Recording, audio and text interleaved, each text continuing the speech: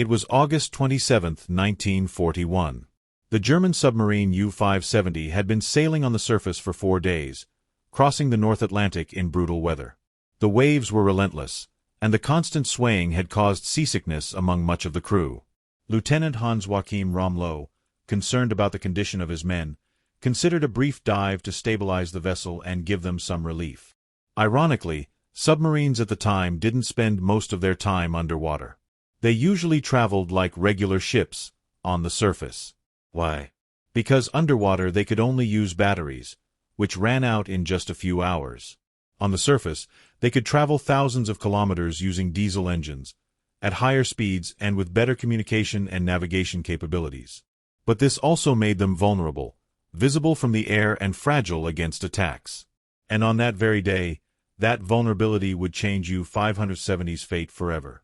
What Rahmlow didn't know was that a British Hudson aircraft had been tracking them from the clouds. The pilot had seen them dive hours earlier and had marked their position with smoke signals.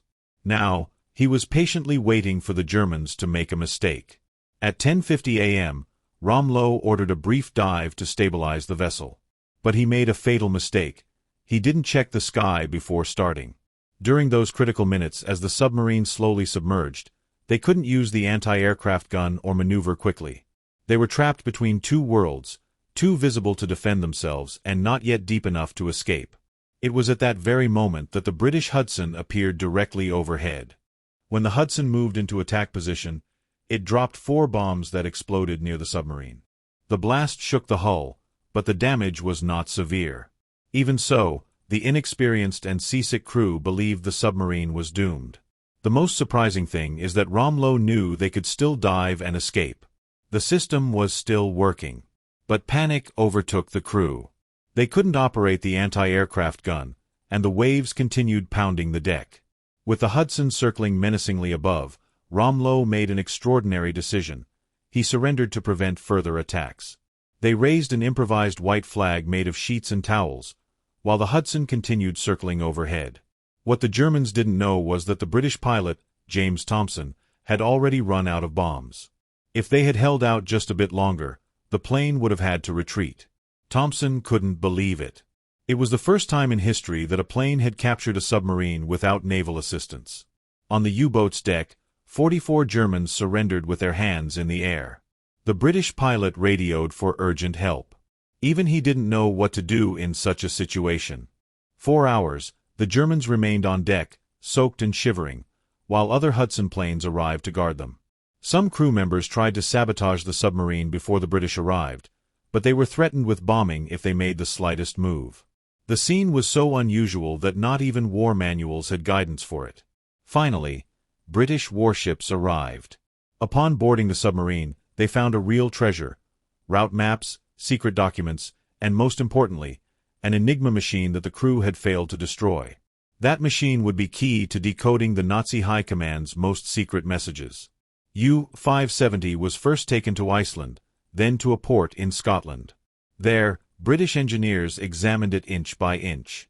They wanted to understand every component of the German design. What they learned from that single submarine allowed them to sink many others. But the most incredible part was yet to come. The British decided to repair it and use it against its former owners. They repainted the hull in Royal Navy colors, renamed it HMS Graph, and began training a new crew. A submarine built to sink Allied ships would now hunt German U-boats. The process wasn't easy. The controls were labeled in German, the systems worked differently from British ones, and even the toilets were complicated to use. The British sailors had to learn everything from scratch, but gradually, they mastered their new weapon. In October 1941, HMS Graph went on its first mission under the British flag. Although it wasn't an active attack submarine like others, it was deployed to the Bay of Biscay. Seeing it sailing alongside Allied ships was a surreal sight, a former U-boat turned ally. In October 1942, it was involved in a curious incident. It spotted U-333, a real German submarine, and fired 4 torpedoes. All missed. But the scene was like something out of a novel, a German submarine, now British, trying to sink another U-boat. The Graph became an invaluable training tool. The Allies could practice real tactics against an authentic German submarine. They studied its weak points, maneuverability, and depth resistance. That information saved lives in future battles. In December 1942, during another limited patrol, HMS Graph spotted two German destroyers, one apparently towing the other. It tried to attack again, but the torpedoes missed once more. It was as if fate didn't want that submarine to change its nature. Graph's technical problems were constant. Without German spare parts, repairs were slow and difficult. Despite this, it managed to carry out a handful of missions, though it never sank a single enemy ship. The capture of U-570 was a humiliation for the Kriegsmarine. Shortly after, the British government publicly announced the capture.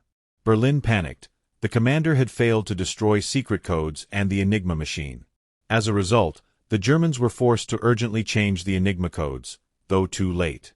The U-570's crew was harshly criticized for surrendering without a fight and handing over one of the fleet's most valuable assets.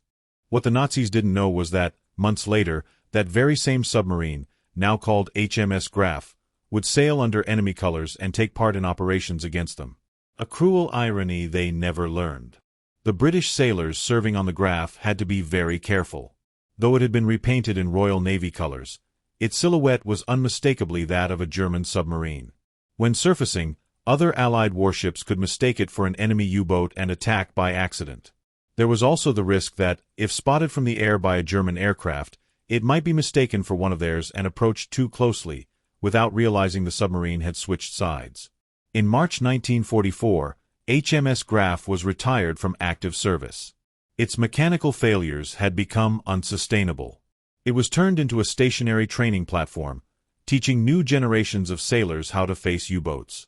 U-570 was the only German submarine captured and operationally reused by the British during World War II. Its capture marked a turning point in the Atlantic Submarine War. And it all began with a decision made in panic. Rahmlow and his crew spent the rest of the war as prisoners. They never knew that their submarine had been turned into a weapon against their own homeland. For them, everything ended on that gray day in the Atlantic, when they raised a white flag. Today, the case of U-570 is studied in naval and strategic contexts as a unique example of tactical error and intelligence opportunity. It shows how a decision made under pressure can change the outcome of an entire mission. Pilot James Thompson became a legend. He was the only person in the entire war to capture a submarine from the air. His feat was never repeated and still seems unbelievable today. For British naval engineers, the Graph was like receiving the enemy's manual. Every circuit, every hatch, every weld revealed how German designers thought. That knowledge saved thousands of lives. This story also shows the importance of experience in war. Rahmlow was a novice officer. Had he been more experienced, he might have checked the sky before ordering the dive, or remained calm and escaped underwater. In the end, U-570, transformed into HMS Graph, represents one of the greatest ironies of World War II. A submarine built for the Third Reich ended up serving the Allied cause. Its legacy lives on as a reminder that, in war, a single decision can change everything. During his time as a prisoner of war in the United Kingdom, Hans-Joachim Rahmlow was harshly criticized by other captured German officers, especially U-boat commanders who accused him of cowardice for surrendering without a fight. Although he was never officially tried, that symbolic condemnation within his own military circle marked his reputation. Years later, documents and testimonies revealed that Rahmlow had suffered battery gas poisoning, and that it was his first officer who insisted on raising the white flag. Released after the conflict, Rahmlow returned to West Germany, where he lived without ever regaining his naval prestige. He died in 1967. If you enjoyed this story about the U-570 submarine, please like, comment, and subscribe.